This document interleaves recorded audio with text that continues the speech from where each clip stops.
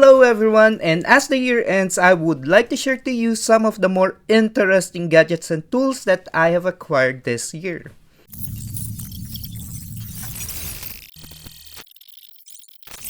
Now the first one that I would like to share to you are the Meshtastic device that I have bought this year. And I have bought a total of 4 Meshtastic device, and the first one is this is the Liigo T Echo. This is the Liigo T deck, and it has its counterpart, which is the Liigo T deck plus, which has the case, the battery, and the GPS antenna. And lastly, this is the Liigo T beam, and I've been fascinated about the Meshtastic and its practical uses.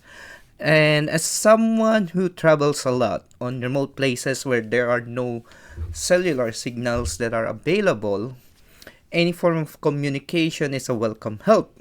And not to mention that in the Philippines, we experience around 20 plus typhoon every year, and this type of device can be a key component on any rescue effort.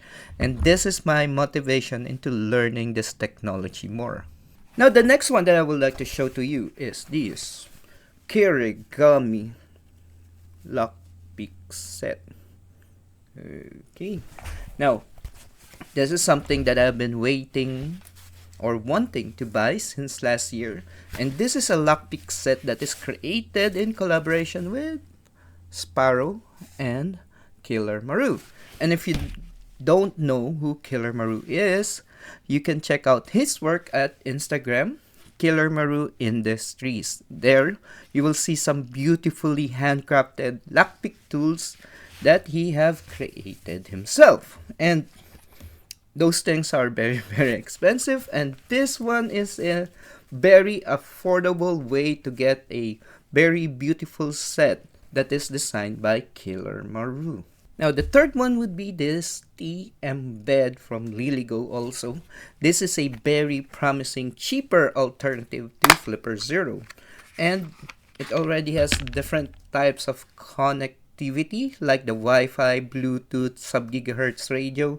And there's a project called Capybara Zero that you can flash the firmware into this, and it gives you the same attacks that Flipper Zero can do. And I will be posting a video about it really soon as I'm finished playing around with this. Not to mention, I stupidly forgot to order the back case, as you can see here, the back case for it and a battery. So I'm just waiting for those to wrap things up. Now, the next one I would like to share to you are the different retro emulation handhelds that I have purchased this year. And a little secret, if you are a big retro console fan and you want to find those rare Japanese console on cheap, head over here in the Philippines. I myself is an avid retro console collector. And lately, a lot of the companies I have noticed is trying to capture that nostalgia and piggyback on it, and I am not immune on that one. This one, for example, the Mio A30 looks like a Game Boy Micro.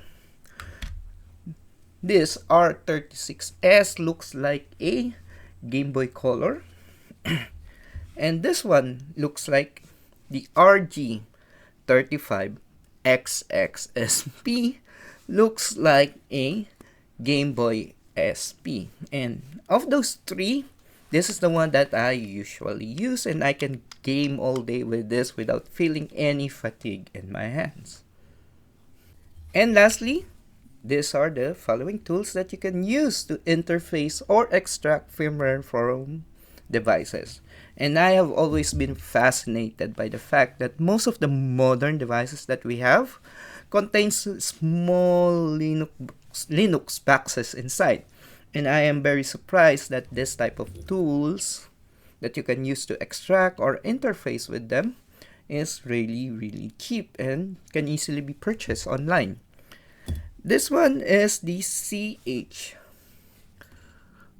341A, and this one is being used to read and sometimes write firmware on those devices. You clamp this in on those mini memory chips that the device have. And this one is a USB to TTL that you can use to connect to any UART connectors. You can interface with it. Now, I love solving those CTF images that you can download online. And when I saw people extracting firmware and trying to break them, just feels very exciting for me, and this is part of the things that I would like to learn next year. And I have a lot of devices like routers just lying around in here, and I want to check them out just to see what's inside. And those are the tools and gadgets that I have purchased this year. Nothing flashy or expensive, but it helps me learn about different types of technologies that are available today.